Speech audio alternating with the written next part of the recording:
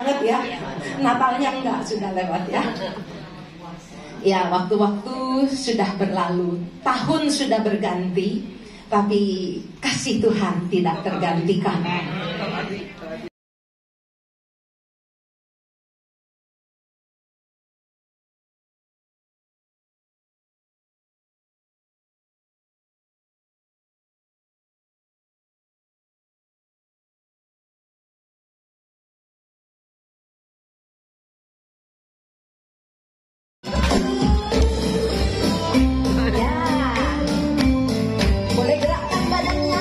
Tadi waktu senam di tempat duduk Mbak Bonnie. Ya, 和新年祝新年，今年来祝贺年，愿大家都快乐过新年。和新年祝新年，今年来祝贺年，东欢喜同说要祝贺年，歌手往事触动是太平，期望中进是。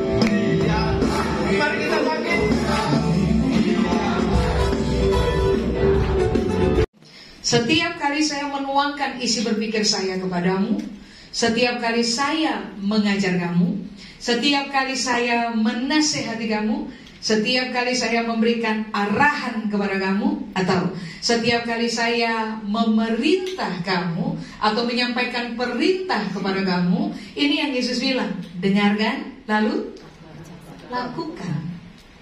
Amin. Supaya kita disebut sebagai orang bijaksana. Nah, Bapak Ibu, begini, kata mendengarkan di situ tidak pernah hanya berkaitan dengan konsep begini. Karena kita punya telinga, lalu orang berbicara, lalu kita bisa dengar. Gak cuma sampai pada batasan itu. Pada waktu Yesus bilang, kamu harus mendengarkan perkataan saya, lalu melakukan. Kata perkataan di situ bahasa Yunani menggunakan kata akoe. Akoe itu artinya adalah ini, you need to listen and understand. Kamu harus dengarkan dengan seksama, dengarkan dengan serius untuk kepentingan memahami. Jadi Yesus bilang, kalau saya keluarkan saya punya isi berpikir, saya kasih perintah, saya kasih nasihat, saya kasih arahan, saya kasih pengajaran buat kamu, semua orang punya telinga, semua orang bisa mendengarkan. Tapi yang Yesus minta dari kita lebih di atas fakta mendengarkan rata-rata. Yang Yesus minta adalah begini, kalau saya berbicara, dengarkan sungguh-sungguh, dengarkan dengan seksama. Targetnya harus paham. Sebab begini Bapak Ibu, ketaatan selalu lahir karena pemahaman akan kebenaran yang kita dengar. Banyak orang Kristen dengar firman, tetapi tidak banyak orang Kristen taat kepada Tuhan. Persoalan paling utama kenapa kita terhalang untuk menjadi taat kepada perkataan Tuhan yang kita dengar pakai telinga adalah karena begini Bapak Ibu, kita dengar tapi kita gak paham. Karena kita gak paham, kita selalu punya kendala untuk taat kepada apa yang Tuhan ajarkan kepada kita. Makanya mengapa ini yang Yesus ajar, mau dikenal sebagai orang bijak. Setiap kali Tuhan mengeluarkan perkataan, saudara harus ada pada posisi begini, listen and understand. Dengarkan sungguh-sungguh, dengarkan dengan seksama. Target kita adalah begini, saya harus paham apa yang Tuhan bicarakan untuk saya. Sebab mari saya ulang, Kuasa pemahaman selalu menghasilkan tindakan ketaatan. Makanya Tuhan bilang, siapa dengarkan dengan sesama, lalu paham apa yang saya bicarakan, langkah berikutnya harusnya begini, melakukan. Amin. Kata melakukan, Bapak Ibu, Yunani bilang poieo. Poieo itu artinya begini, patuh karena memang udah setuju. Jadi Alkitab lagi bilang, ketaatan lahir karena pemahaman akan perkataan Tuhan. Tapi ketaatan lahir karena kita menyetujui Tuhan punya perkataan. Kapan saudara dan saya bisa setuju dengan Tuhan punya perkataan? Sederhana, karena kita paham apa yang Tuhan bicarakan. Kalau kita nggak paham, kita nggak setuju. Kalau kita nggak setuju, tidak mungkin saudara dan saya taat. Makanya Yesus bilang, saya berbicara, keluarkan perkataan, kamu dengarkan, sungguh-sungguh target, harus paham, supaya langkah berikutnya saudara dan saya akan ada pada posisi patuh aja atau mengerjakan saja dengan kondisi begini. Kita telah setuju dengan Tuhan punya perkataan, perintah, pengajaran, nasihat, dan arahan. Amin. Kata melakukan atau poieo juga arti yang kedua adalah begini, Bapak Ibu, ketaatan tanpa penundaan. Banyak orang mau taat kepada Tuhan, tetapi ekspresi yang kita kerjakan adalah penundaan. Padahal ini yang Yesus ajar. Kalau saya berkata-kata kepada kamu, kepada saudara dan saya, Tuhan berkata-kata kepada kita dari firman-Nya, saya ulang. Tuhan mau kita dengarkan sampai kita paham, supaya kita setuju, baru kemudian kita patuh. Tetapi kepatuhan yang Tuhan minta untuk terjadi dalam kehidupan kita adalah begini, Bapak Ibu, kepatuhan yang langsung dikerjakan tanpa penundaan. Makanya coba saudara review ulang cerita Abraham. Sekali waktu Tuhan datang pada Abraham dan Tuhan berkata kepada Abraham, jadi nanti dari kamu punya keturunan, Ishak namanya, kamu akan memperoleh keturunan sebanyak bintang di langit, pasir di laut. Sudah? Janji itu Abraham pegang. Sampai pada sebuah waktu Tuhan datang lagi pada Abraham. Lalu Tuhan bilang kepada Abraham, jadi gini Abraham, kamu harus serahkan Ishak sebagai korban bakaran untuk saya. Kalau Abraham tidak kenal siapa yang berbicara, Abraham bisa mengeluarkan asumsi kemanusiaan sambil berkata kepada Tuhan, Tuhan pelin-pelan. Ya nggak sih Pak, Ibu? Karena sebentar waktu dia bilang dari Ishak Abraham akan dapatkan keturunan, tetapi sekali waktu kemudian Tuhan berkata kepada Abraham, serahkan Ishak sebagai korban kepada saya. Lah kalau Ishak mati, coba Abraham mau menerima penggenapan janji dari Tuhan bagaimana? Tetapi ini yang Alkitab bilang kepada kita.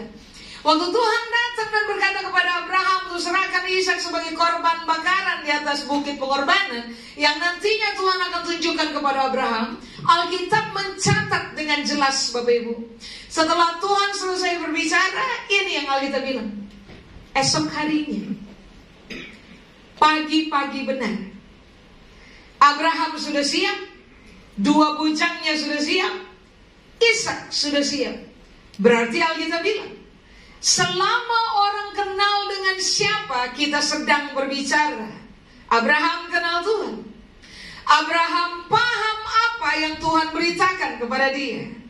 Abraham setuju dengan apa yang Tuhan telah kasih tahu kepada dia, perintahnya.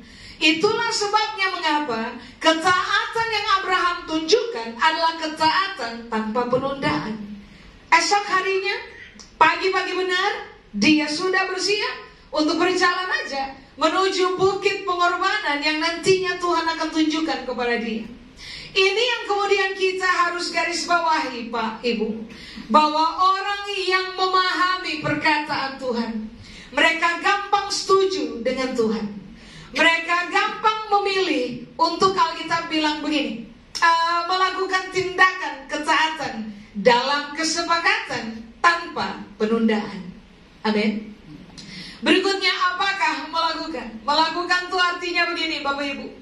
Alkitab bilang begini, mengerjakan sampai berhasil mencapai tujuan. Jadi kalau Tuhan bilang begini, ampuni musuhmu, Ketaatan atau tindakan melakukan perkataan Tuhan adalah begini. Kita bukan sekedar pegang Tuhan punya perintah, ampuni musuhmu, tetapi kita mengerjakan itu perintah sampai saudara dan saya akan dikenal sebagai orang yang berhasil mengampuni musuh. Itu ketaatan. Amin. Kalau Tuhan bilang kasihi orang, apalagi berdoa bagi orang yang menganiaya kamu, maka kata melakukan itu artinya adalah begini. Ya sudah, kasihi orang aja. Amin. Kasihi orang yang menganiaya kita, berdoa bagi orang yang menganiaya kita sampai tujuannya terlaksana. Nah itu Alkitab bilang, kamu sedang melakukan saya punya perkataan. Amin. Kenapa hal-hal ini saudara dan saya perlu melakukannya? Mari saya ulang. Tuhan Yesus bilang, supaya kamu dikenal sebagai orang bijaksana. Amin. Karena begini Pak, Ibu, Yesus bilang, orang bijaksana di ayat 24, Alkitab bilang, mendirikan rumahnya di mana? Di atas batu. Kata batu di situ bahasa Yunani menggunakan kata Petra. Petra punya 3 arti Pak Ibu. 1 batu karang, 2 kekuatan, 3 keteguhan. Jadi Yesus bilang, kamu dengar saya punya firman, kamu lakukan saja. Kamu adalah orang yang mendirikan rumah di atas batu karang, di atas keteguhan, di atas kekuatan. Amin. Nah sekarang apa yang dimaksud dengan kata mendirikan? Sebab ini penting. Mendirikan oikodomeo itu 2 arti. 1, membangun. 2, memperbaiki. Jadi Yesus lagi bilang, dengarkan saya punya perkataan, lakukan saja. Kamu akan disebut sebagai builder, orang yang membangun rumah. Saya ulang, di atas batu karang, di atas kekuatan, di atas keteguhan. Atau kamu akan disebut sebagai orang bijaksana, karena kalau toh itu rumah sempat rusak atau telah rusak, maka kalau kamu memutuskan untuk dengarkan Tuhan punya perkataan, lalu lakukan saja dalam seluruh kesetiaan, ini yang Yesus bilang, kamu akan disebut bukan sekadar builder, orang yang membangun rumah, tapi yang kedua, kamu akan disebut sebagai orang yang memperbaiki rumah. Kalau semula dasar rumahnya bukan di atas batu karang, tetapi di atas pasir, kamu akan disebut sebagai orang yang memperbaiki. Tinggalkan dasar pasir, bangun di atas dasar batu karang. Kalau toh rumahnya tidak kuat, kamu akan disebut sebagai orang yang memperbaiki. Sehingga pada akhirnya rumahnya yang semula tidak kuat akan menjadi kuat. Kalau toh rumahnya tidak berdiri dengan teguh, lalu kamu memutuskan untuk dengarkan Tuhan punya perkataan, lalu lakukan saja, lalu berubah menjadi orang bijaksana, maka Yesus bilang, kamu adalah orang yang sedang memperbaiki kamu punya rumah, yang semula tidak teguh, menjadi kemudian teguh. Amin. Makanya ekspresi dari kebijaksanaan adalah begini Pak, Ibu. Saudara dan saya berubah menjadi pembangun dan orang yang berkuasa atau berkemampuan untuk memperbaiki rumah kita. Amin. Kata rumah Pak Ibu, saudara harus paham. Kata rumah Yunani menggunakan kata oikia. Oikia itu ada 3 arti Pak Ibu. Ini kita harus paham, supaya kita bisa membuat keputusan-keputusan benar berkaitan dengan kita punya hidup. Rumah atau oikia 3 arti. 1, dirimu sendiri. 2, keluargamu. 3, keturunannya. Berarti Yesus lagi bilang, tahu kan? Saya berkata-kata, saya ngajar, saya nasihati, saya kasih perintah, saya kasih arahan.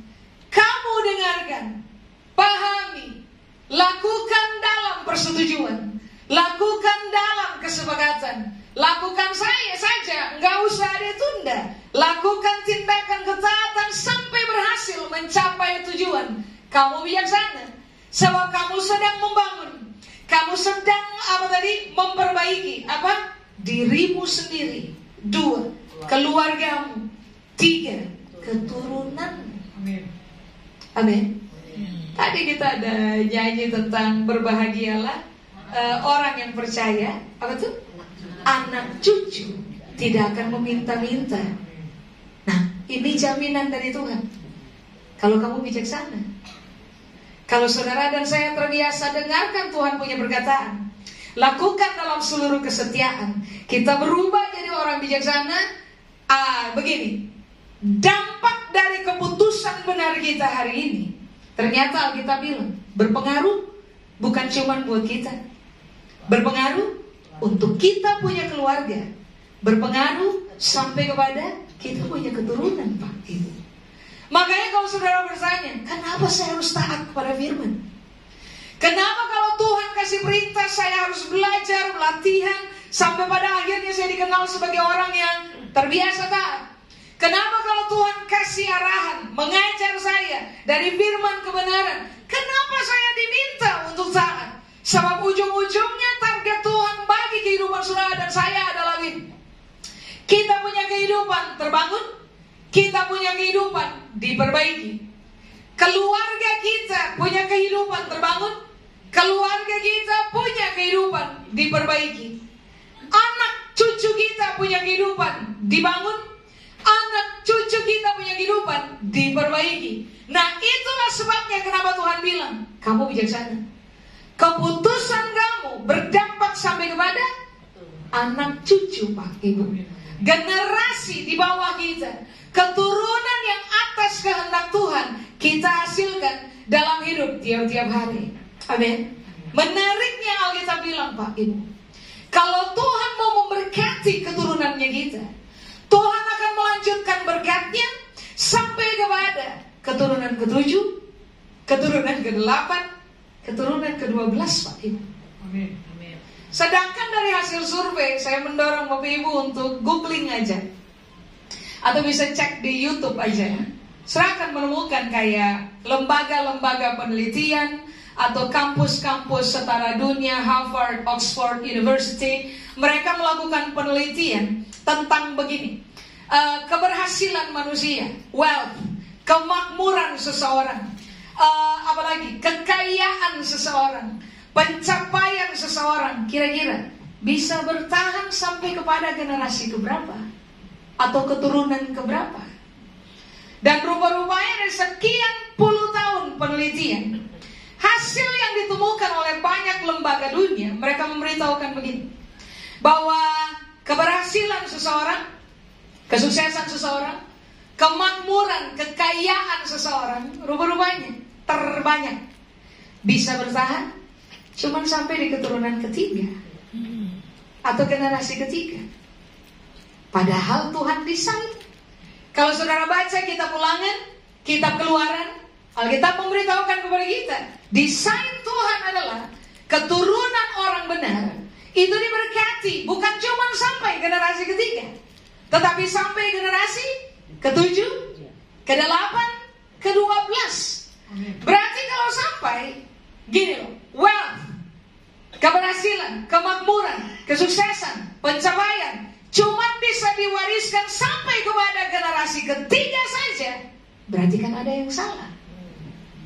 Iya, Bapak Ibu? Ada yang salah dari keputusan yang kita buat. Ada yang salah dari kelakuan-kelakuan yang kita kerjakan dalam hidup tiap-tiap hari. Ada yang salah dari pilihan-pilihan yang kita buat. Karena target Tuhan adalah saudara dan saya harus berhasil dalam hidup, menikmati apa yang baik yang sudah Tuhan persiapkan kepada kita. Tapi anaknya kita, cucunya kita, cicitnya kita, sampai generasi ke-7, sampai generasi ke-8, sampai generasi ke-12 harus menikmati apa yang baik dari rancangan Tuhan bagi mereka. Amin. Makanya coba saudara lihat, Alkitab bilang ini, keturunan orang benar, bagaimana?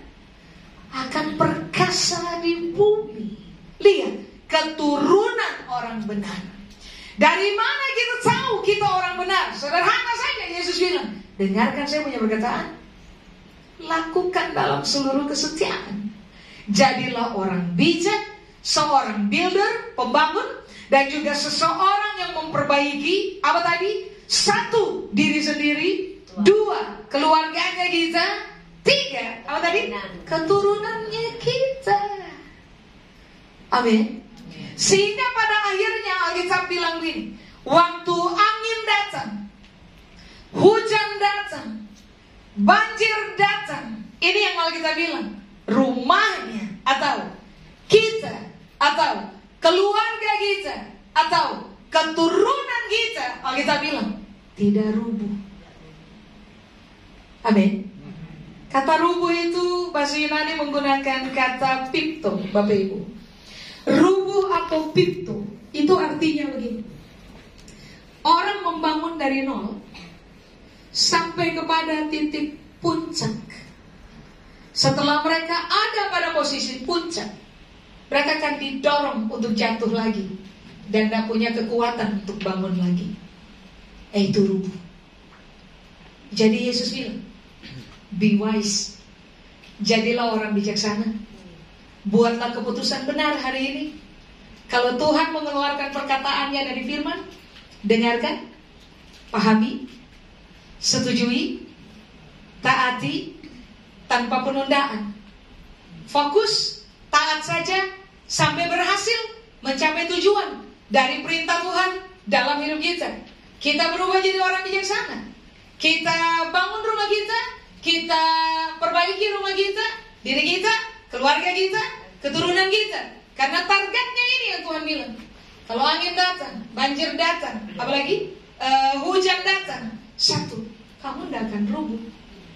Apapun yang kita bangun, apapun yang keluarga kita bangun, apapun yang keturunan kita bangun, kalau itu dimulai dari nol sampai kepada titik puncak, Tuhan akan pertahankan di situ. Amin. Sebaliknya, kalau saudara dan saya berlaku bodoh, dengar firman tapi tidak melakukannya, ini yang Alkitab bilang. Hujan datang, angin datang, banjir datang, itu rumah bisa roboh aja. Atau itu rumah bisa ada pada posisi begini, merintis dari nol sampai di titik puncak, tinggal tunggu. Angin datang, apalagi hujan datang, banjir datang, sudah didorong ke bawah. Lalu begini, tidak punya kemampuan untuk bangun lagi. Sekarang masih ingat ayat ini? Alkitab bilang, orang benar itu kalau jatuh, exactly. Tuhan tak mungkin biarkan orang benar jatuh dan tergeletak. Tapi orang-orang yang tidak mendirikan rumah di atas batu, kalau mereka jatuh, mereka tergeletak. Itu pintu, itu rubuh. Kalau sudah tergeletak, gak punya kemampuan untuk bangun lagi. Makanya wajar waktu manusia tidak taat kepada Tuhan, mentok-mentok Pak Ibu, warisannya sampai generasi ketiga. Padahal Tuhan berencana lebih panjang. Satu generasi itu kira-kira 40 tahun Pak Ibu.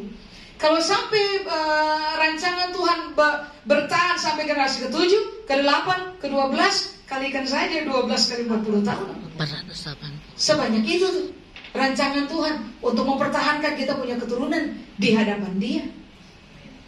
Halo? Amin. Coba-coba, apakah rubuh atau pintu?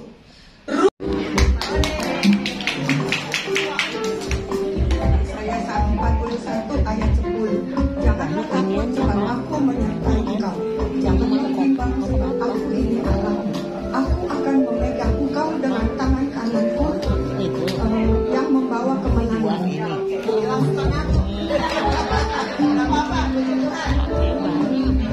Saya pasal ke ayat 10. Janganlah takut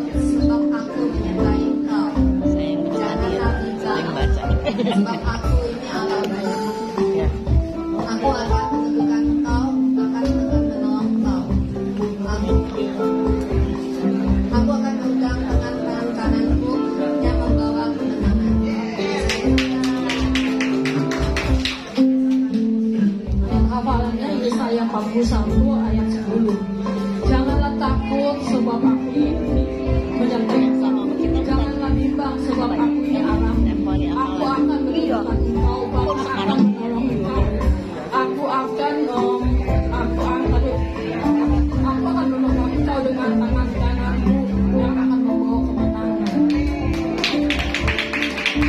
Masih ada satu.